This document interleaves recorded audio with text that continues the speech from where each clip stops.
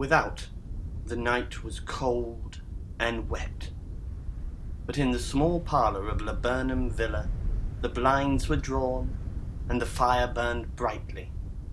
Father and son were at chess. The former, who possessed ideas about the game involving radical chances, putting his king into such sharp and unnecessary perils that it even provoked comment from the white-haired old lady knitting placidly by the fire.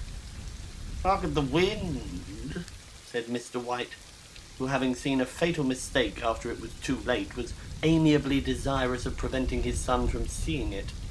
"I'm listening," said the latter, grimly surveying the board as he stretched out his hand. "Check. I should hardly think that he's come tonight," said the father, with his hand poised over the board. "Mate," replied the son. "That's the worst of living so far out," bawled Mr. White with sudden and unlooked-for violence. "Of all the beastly, slushy, out-of-the-way places to live in, this is the worst. Path's a bog, and the road's a torrent. I don't know what people are thinking about. I suppose because only 2 houses in the road are let, they think it doesn't matter." "Never mind, dear," said his wife soothingly. "Perhaps you'll win the next one." Mr. White looked up sharply, just in time to intercept a knowing glance between mother and son. The words died away on his lips, and he hid a guilty grin in his thin grey beard. "There he is," said Herbert White as the gate banged to loudly, and heavy footsteps came toward the door. The old man rose with hospitable haste, and opening the door was heard condoling with the new arrival. The new arrival also condoled with himself, so that Mrs. White said, "Tut, tut," and coughed gently as her husband entered the room, followed by a tall, burly man, beady of eye and rubicund of visage. "Sergeant Major Morris," he said, introducing him. The sergeant major took hands, and, taking the proffered seat by the fire, watched contentedly as his host got out whiskey and tumblers and stood a small copper kettle on the fire. At the 3rd glass, his eyes got brighter, and he began to talk. The little family circle regarded with eager interest this visitor from distant parts, as he squared his broad shoulders in the chair and spoke of wild scenes and doughty deeds of wars and plagues and strange peoples. 21 years of it," said Mr. White, nodding at his wife and son. "When he went away, he was a slip of a youth in the warehouse, and now look at him." "He don't look to have taken much harm," said Mrs. White politely. "I'd like to go to India myself," said the old man. "Just to look around a bit, you know." "Better where you are," said the sergeant major, shaking his head. He put down the empty glass and, sighing softly, shook it again. "I should like to see those old temples and fakirs and jugglers," said the old man. "What was that you started telling me the other day about a monkey's paw or something, Morris?" "Nothing," said the soldier hastily. "Leastways, nothing worth hearing." "Monkey's paw?" said Mrs. White curiously. "Well, it's just a bit of what you might call magic, perhaps," said the sergeant major offhandedly. His 3 listeners leaned forward eagerly. The visitor absent-mindedly put his empty glass to his lips, and then set it down again. His host filled it for him again. "To look at," said the sergeant major, fumbling in his pocket, "it's just an ordinary little paw, dried to a mummy." He took something out of his pocket and proffered it. Mrs. White drew back with a grimace, but her son, taking it, examined it curiously. "And what is there special about it?" inquired Mr. White as he took it from his son, and having examined it, placed it upon the table. "It had a spell put on it by an old fakir," said the sergeant major, "a very holy man. He wanted to show that fate ruled people's lives, and that those who interfered with it did so to their sorrow. He put a spell on it so that 3 separate men could each have 3 wishes from it." His manners were so impressive that his hearers were conscious that their light laughter had jarred somewhat. "Well, why don't you have 3, sir?" said Herbert White cleverly. The soldier regarded him the way that middle age is wont to regard presumptuous youth. I have, he said quietly, and his blotchy face whitened. And did you really have the 3 wishes granted? asked Mrs. White. I did, said the sergeant major, and his glass tapped against his strong teeth. And has anybody else wished?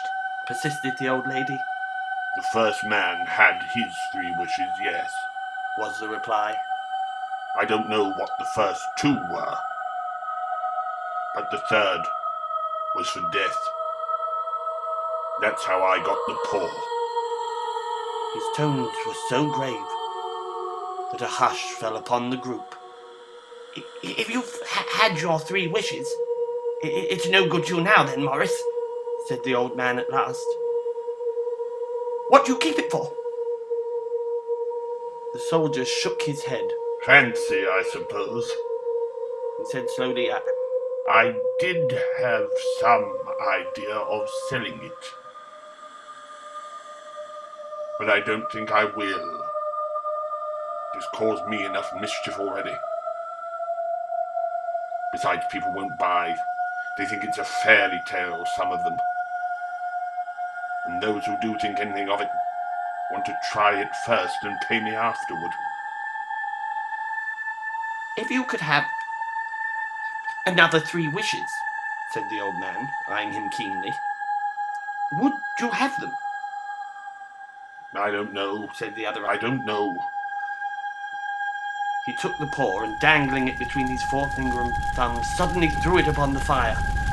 White, with a slight cry, stooped down and snatched it off. Better let it burn, said the soldier solemnly. If you don't want it, Morris, said the other, give it to me. I won't, said his friend doggedly.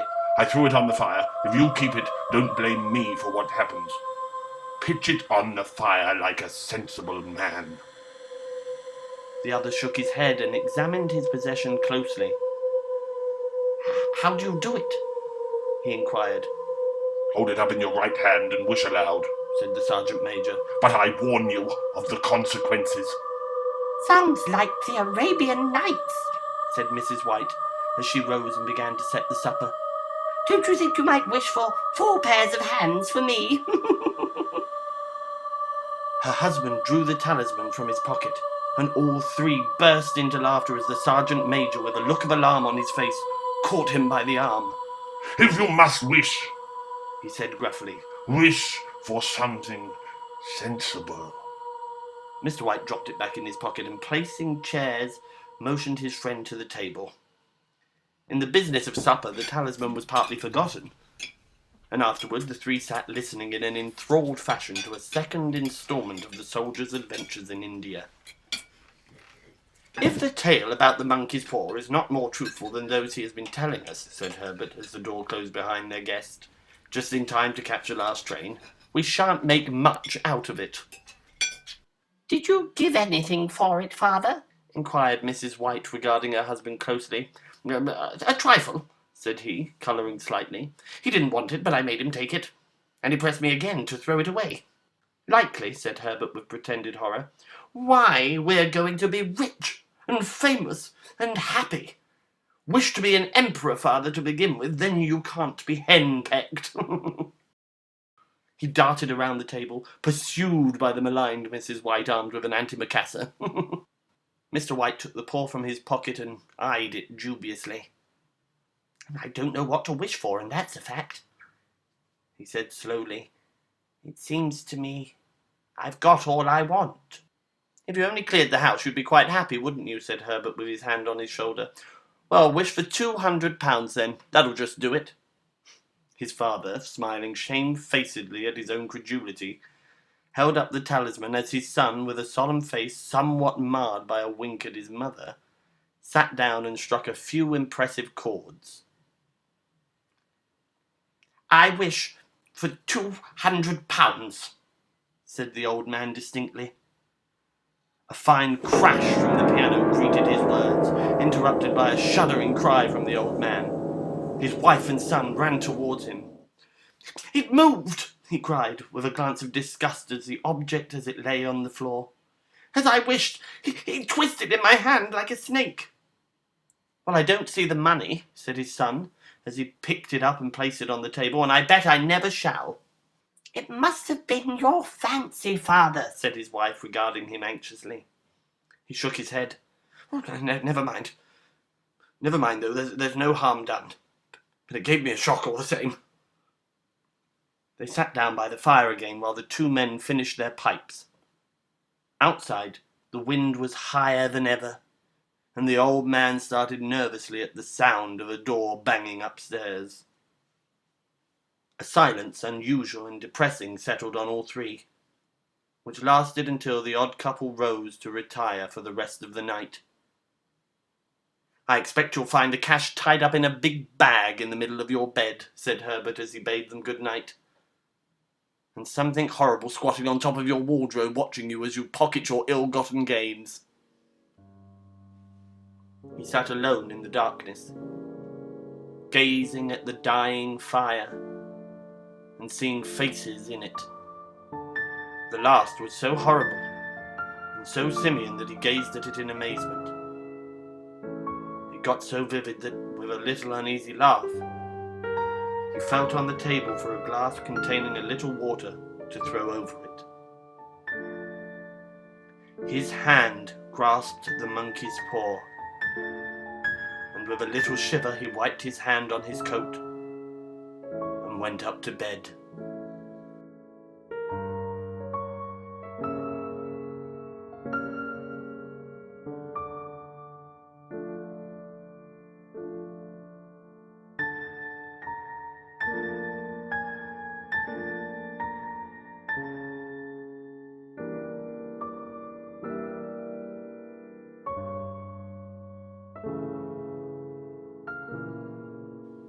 In the brightness of the wintry sun next morning as it streamed over the breakfast table, he laughed at his fears. There was an air of prosaic wholesomeness about the room which it had lacked on the previous night, and the dirty, shriveled little paw was pitched on the sideboard with a carelessness which betokened no great belief in its virtues. "I suppose all old soldiers are the same," said Mrs. White. "The idea of our listening to such nonsense. How could wishes be granted in these days? And, if they could, how could £200 hurt you, father?" "Might drop on his head from the sky," said the frivolous Herbert. "Morris said things happened so naturally," said his father, "that you might, if you so wished, attribute it to coincidence." "Well, don't break into the money before I come back," said Herbert as he rose from the table. "I'm afraid it'll turn you into a mean, avaricious man, and we shall have to disown you." His mother laughed, and following him to the door, watched him down the road, and returning to the breakfast table was very happy at the expense of her husband's credulity. All of which did not prevent her from scurrying to the door at the postman's knock, nor prevent her from referring somewhat shortly to retired sergeant majors of bibulous habits when she found that the post brought a tailor's bill. "Herbert will have some more of his funny remarks, I expect, when he comes home," she said as they sat at dinner. "I dare say," said Mr. White, pouring himself out some beer. "But for all that, the thing moved in my hand, that I'll swear to." "You thought it did," said the old lady. "I say it did," replied the other. "There was no thought about it. I had just—" "What's the matter?" His wife made no reply. She was watching the mysterious movements of a man outside who, peering in an undecided fashion at the house, appeared to be trying to make up his mind to enter. In mental connection with the £200, she noticed that the stranger was well dressed and wore a silk hat of glossy newness. 3 times he paused at the gate, and then walked on again. The 4th time, he stood with his hand upon it, and then with sudden resolution flung it open and walked up the path. Mrs. White at the same moment placed her hands behind her, and hurriedly unfastening the strings of her apron, put that useful article of apparel beneath the cushion of her chair. She brought the stranger, who seemed ill at ease, into the room. He gazed at her furtively and listened in a preoccupied fashion as the old lady apologized for the appearance of the room and her husband's coat, a garment which he usually reserved for the garden. She then waited as patiently as her sex would permit for him to broach his business. But he was at first strangely silent. I was asked to call, he said at last, and stooped and picked a piece of cotton from his trousers. I come from Moore and Meggins. The old lady started. Is anything the matter? She asked breathlessly. Has anything happened to Herbert? What is it? What is it? Her husband interposed. There, mother, he said hastily. Sit down and don't jump to conclusions. You've not brought bad news, I'm sure, sir. And eyed the other wistfully. I'm sorry, began the visitor. Is he hurt? Demanded the mother wildly. The visitor bowed in assent. Badly hurt, he said quietly. But he is not in any pain. Oh, thank God, said the old woman, clasping her hands. Thank God for that, She broke off as the sinister meaning of the assurance dawned on her, and she saw the awful confirmation of her fears in the other's averted face. She caught her breath, and turning to her slower-witted husband, laid her trembling hand on his. There was a long silence. He was caught in the machinery, said the visitor at length in a low voice. Caught in the machinery, repeated Mr. White in a dazed fashion. Yes. He sat staring out the window, and taking his wife's hand between his own, pressed it, as he had been wont to do in their old courting days nearly 40 years before. He was the only one left to us, he said, turning gently to the visitor. It is hard. The other coughed, and rising, walked slowly to the window. The firm wishes me to convey their sincere sympathy with you in your great loss, he said without looking round. I beg that you will understand I am only their servant and merely obeying orders. There was no reply.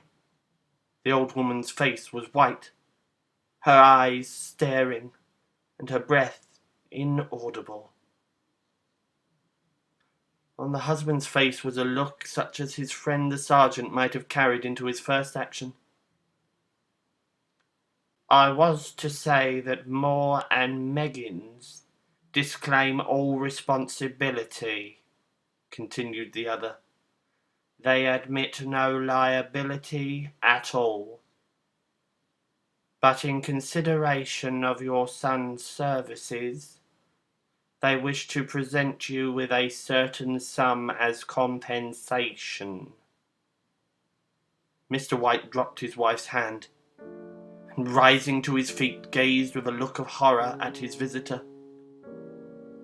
His dry lips shaped the words, How much? £200, was the answer. Unconscious of his wife's shriek, the old man smiled faintly, put out his hands like a sightless man, and dropped a senseless heap to the floor.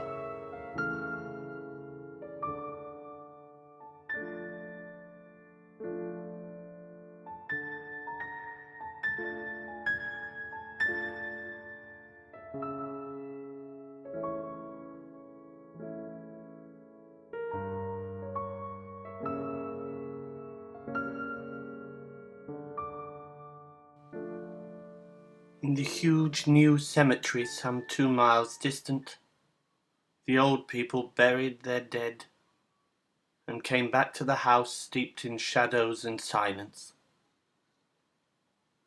It was all over so quickly that at first they could hardly realize it, and remained in a state of expectation as though of something else to happen. Something else which was to lighten this load too heavy for old hearts to bear.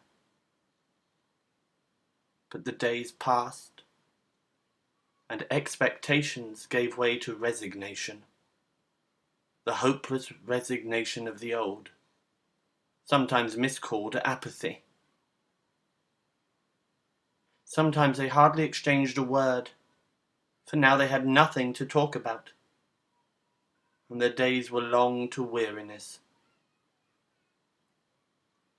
It was about a week after that the old man, waking suddenly in the night, stretched out his hand and found himself alone. The room was in darkness, and the sound of subdued weeping came from the window. He raised himself in bed and listened. "Come back," he said tenderly. "You will be cold." "It is colder for my son," said the old woman, and wept afresh. The sounds of her sobs died away on his ears. The bed was warm, and his eyes heavy with sleep. He dozed fitfully, and then slept until a sudden wild cry from his wife awoke him with a start. "The paw!" she cried wildly. "The monkey's paw!" He started up in alarm. "Where? Where is it? What's the matter?" She came stumbling across the room toward him. "I want it. You've not destroyed it," she said quietly. "It's in the parlour on the bracket," he replied, marvelling. "Why?" She cried and laughed together, and bending over kissed his cheek. "I only just thought of it," she said hysterically. "Why didn't I think of it before? Why didn't you think of it?" Think of what?" he questioned. "The other 2 wishes," she replied rapidly. "We've only had one." "Was that not enough?" he demanded fiercely. "No," she cried triumphantly. "We'll have one more. Go down and get it quickly and wish our boy alive again." The man sat in bed and flung the bedclothes from his quaking limbs. "Good God, you are mad!" he cried. "Get it," she panted. "Get it quickly and wish, oh, my boy, my boy." Her husband struck a match and lit the candle. "Get back to bed," he said unsteadily. You don't know what you're saying." "We had the first wish granted," said the old woman feverishly. "Well, why not the second?" "A coincidence," stammered the old man. "Go get it and wish," cried his wife, quivering with excitement. The old man turned and regarded her, and his voice shook. "He has been dead 10 days, and besides, I would not tell you else, but I could only recognize him by his clothing. If he was too terrible for you to see then, how now?" "Bring him back," cried the old woman, and dragged him towards the door. "Do you think I fear the child I have nursed?" He went down in the darkness and felt his way to the parlour and then to the mantelpiece. The talisman was in its place, and a horrible fear that the unspoken wish might bring his mutilated son before him ere he could escape from the room seized upon him, and he caught his breath as he found that he had lost the direction of the door. His brow cold with sweat, he felt his way round the table and groped along the wall until he found himself in the small passage with the unwholesome thing in his hand. Even his wife's face seemed changed as he entered the room. It was white and expectant, and to his fears seemed to have an unnatural look upon it. He was afraid of her. "Wish!" she cried in a strong voice. "It is foolish and wicked," he faltered. "Wish!" repeated his wife. He raised his hand. "I wish my son alive again." The talisman fell to the floor, and he regarded it fearfully. Then he sank trembling into a chair as the old woman with burning eyes walked to the window and raised the blind. He sat until he was chilled with the cold, glancing occasionally at the figure of the old woman peering through the window. The candle end, which had burned below the rim of the china candlestick, was throwing pulsating shadows on the ceiling and walls, until with a flicker larger than the rest, it expired. The old man, with an unspeakable sense of relief at the failure of the talisman, crept back to his bed. And a minute afterward the old woman came silently and apathetically beside him. Neither spoke, but sat silently listening to the ticking of the clock. A stair creaked and a squeaky mouse scurried noisily through the wall. The darkness was oppressive, and after lying for some time screwing up his courage, he took the box of matches and, striking one, went downstairs for a candle. At the foot of the stairs the match went out, and he paused to strike another, and at the same moment a knock came, so quiet and stealthy as to be scarcely audible, sounded on the front door. The matches fell from his hand and spilled in the passage. He stood motionless, his breath suspended until the knock was repeated. Then he turned and fled swiftly back to his room and closed the door behind him. A third knock sounded through the house. "What's that?" cried the old woman, starting up.